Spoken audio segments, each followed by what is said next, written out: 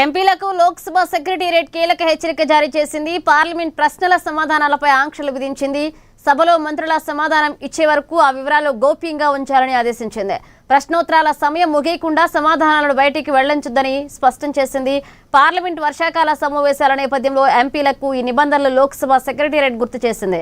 ఇక లిఖితపూర్వక సమాధానాలను సభాపతి టేబుల్ పై ఉంచే వరకు రహస్యంగా ఉంచాల్సిందేనని స్పష్టం చేసింది.